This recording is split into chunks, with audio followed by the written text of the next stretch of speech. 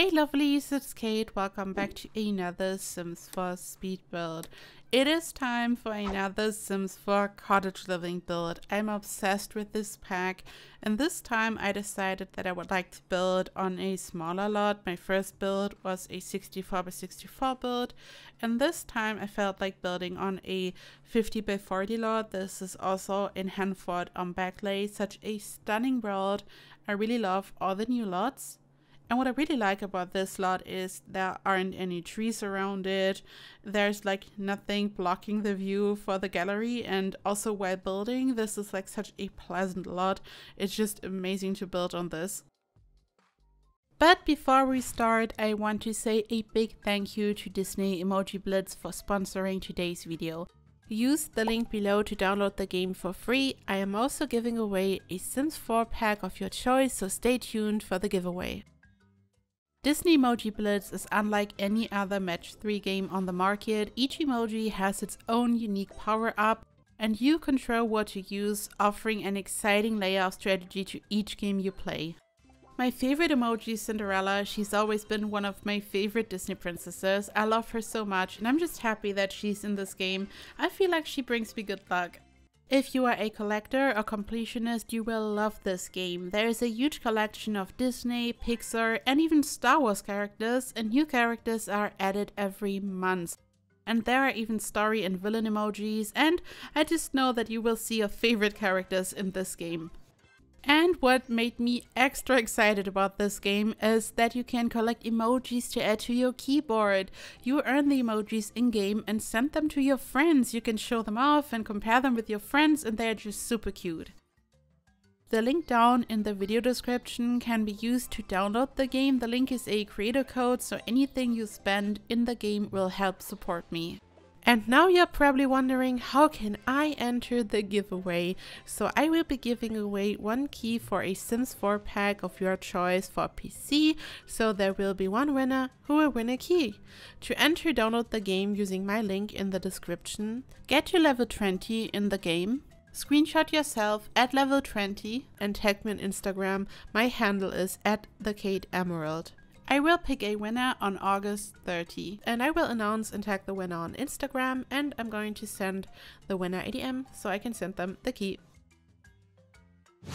Thank you to Disney Emoji Blitz for sponsoring this video.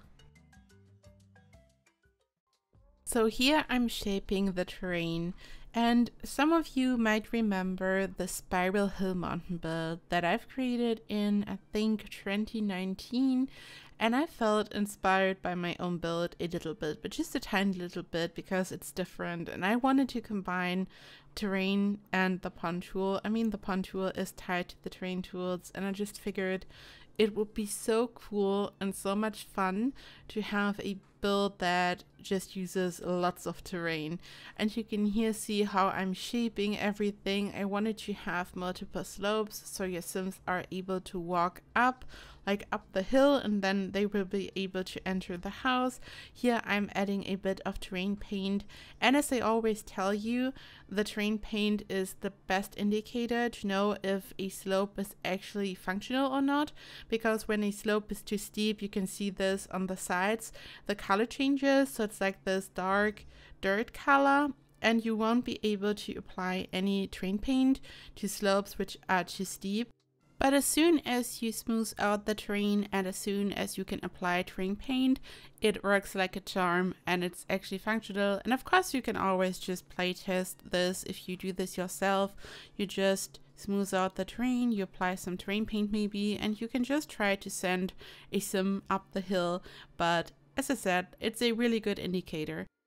So here at this point I had laid out the shape that I wanted for the terrain, and I added some debug rocks. I think they are actually from the base game. I then added my beloved flat base game bush. I really like this bush just to hide some slopes, but here in this case I was just filling in some gaps because there were some gaps between the paths and the rocks, the debug rocks, and I just figured it would be a good idea to use this base game bush to just hide some imperfections.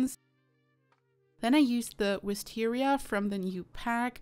We got some brand new vines in Cottage Living, and I just had to add some of them to this wall because I just wanted to have more detail. I also used this tree. You can find the tree in the debug. There aren't lots of new plants in Cottage Living in the regular build by menu. There are the new vines, the wisteria, then we have some topiaries, and that's about it, I think. But you can find some trees and some bushes. You can see these colorful bushes that I placed on the path, and these are also in the debug menu. I filled in some holes using the pond tool, so you can see I have water in different areas. I then placed this base game wood plank just to add more detail. I saw this for the first time months and months ago when I was watching one of Sadie's videos. I'm going to link her channel down below. She's such a great friend and such a talented creator, so shout out to Sadie. Then I decided to just have more ponds, just more water, because I'm really obsessed with the pond tool. It's so much fun, it's so easy, and I have to say, I had so much fun to use the terrain tools again. The terrain tools were always my favorite. Like, I've always enjoyed to work with them ever since they came out. And the Spiral Hill Mountain that I mentioned earlier was kind of the first build where I really utilized them. And then after a while, I got more and more comfortable using them. You just kind of get the hang of it. This is also what I want to say to you if you are new to the game or new to the terrain tools. Maybe you've just discovered the terrain tools or try to use them because of the pond tool. It's really just a matter of practice. You just have to use them, and after a while it gets really easy. When they came out, I also said this, but in other games they can be much more complicated, but here I think it's very intuitive, just super easy really. So here I'm working on the build itself. I wanted to have different levels, different areas. So on the right side, I wanted to have some type of patio. I used a round foundation tool for this. I of course had to use the brand new windows, so it really looks like a proper cottage living build. I wasn't really happy with the round area on the right side, like at the bottom. I felt like it was too just so empty and boring, so I added some debug rocks at the bottom. I still wasn't fully convinced that this is a good look, but I'm later on going to build a deck down there so it looks much better, but sometimes you just have to tweak a couple of things. Here at this point, I already knew that I would like to have my stairs in the center, just so there would be some type of entrance, and I placed more of these flat base game bushes up there. And then I placed this dock, and I wanted this to be functional, so I combined this debug dock with just a floor piece, and I used the good old trick that I mention all the time of just building a room, a floor piece on top, and then you delete the room and you have a floating floor piece, which you can then just move down and you can bring it on the same level as your debug dock. And you can do the same when you want to use some bridges from debug. They usually don't have a footprint. They are non-existent to your sims, so your sims won't be blocked by them.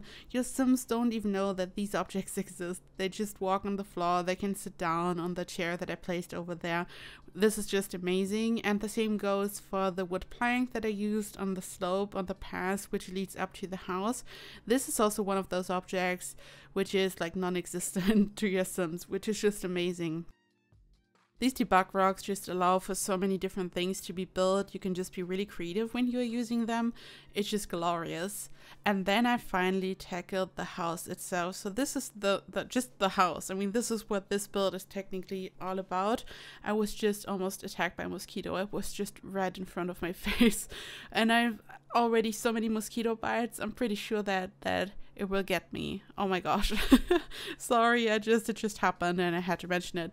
So this is the house, and I wanted to have this really unique roof style, which is really common for cottages, as I said in my very first video where I covered cottage living, where I created a house using the pack. The roofing is really important for this style. And a really easy way to get this look is to just build a room in the center, a really slim room, maybe 1 or 2 tiles wide, and then you place a hipped roof at the top, and then on both sides on the level below you use a half gabled roof. This is what I did here. So this way it just looks more like a proper cottage. We are still a bit limited with what we can do, but we got some dormers in this pack, which is definitely really helpful if you want to just nail this look. We got some roof decorations that I'm placing here.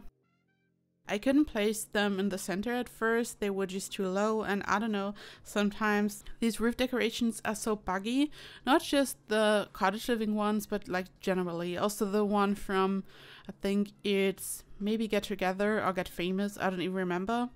Oh no, it's Strangerville. Yeah, the Strangerville ones. Like, what's also super weird is you place them on top of your roof, and as soon as you pick them up, you can't place them on the same spot, like they're hovering, so you always have to grab them from Build By, or you just duplicate them. I don't know, it's like super weird. So I just have some problems when it comes to roof decorations sometimes.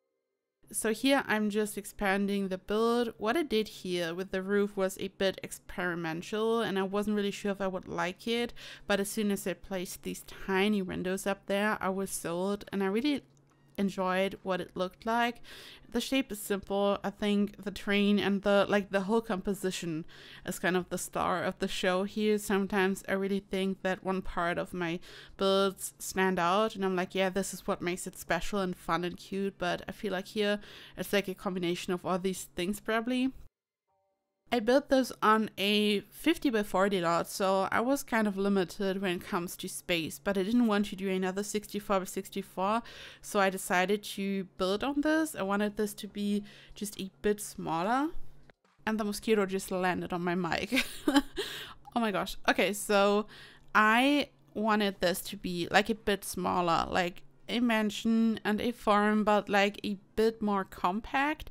And at some point I was of course running out of space, so I flattened more of the terrain at the top, so I was able just to place the animal shed and the chicken coop and just all the things that you would need to live a farming life in Hanford on Beckley. So I really made sure that I could just squeeze in everything that you would need.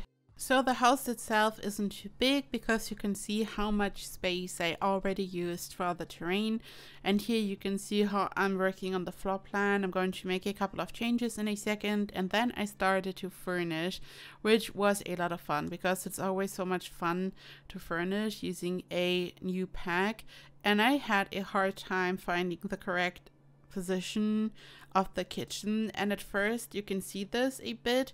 I laid out 2 rooms on this level, like 2 bedrooms, but then I was running out of space and I realized that I need some more space to have a proper living room.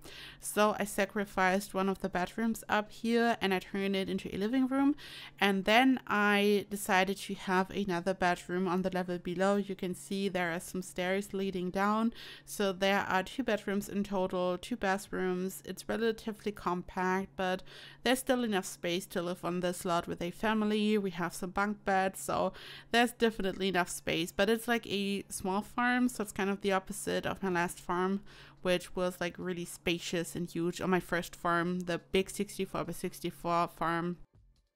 And I once again decided to use a bit of green here and there. I have a hard time finding the correct wallpapers, I have to say. I really love all the swatches. I love the whole design. I really love this pack and the furniture, but I really like to use really neutral colors. I enjoy modern designs, so this was kind of, or is in general, the opposite of my usual style. And as soon as there are so many different patterns and colors and textures, it's a bit difficult for me to make a choice, but I eventually ended up using this wallpaper. I don't know, let me know if you feel the same way. It's a bit overwhelming, but I know that this is kind of what makes this look so special and so cozy. It's like not really clean and boring. There's like so much stuff going on at once, which is great, but it's like really hard for me sometimes to decorate, but it's so much fun. I like the challenge. I also love all the like new surfaces, the new tables that we got in this pack. I turned this area into the dining room. The floor plan is a bit unique. And here I'm furnishing one of 2 bedrooms. And this video is very slowly coming to an end, and it's now time to thank my wonderful Emerald Patreons. Thank you so much to Brenia Wilcox, Jennifer Lewis, Callum Renee, Molly, Green Ewing, Shanna McClam, Tulane Lynn, Tamika Mitchell, and Victoria Smithies.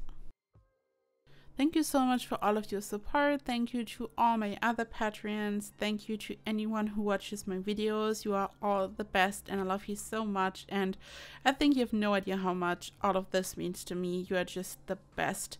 So I hope you enjoyed this video. This build is available in the gallery as always. You can here see a couple of screenshots. I hope you are all doing well and I hope I see you in the next video. Bye bye.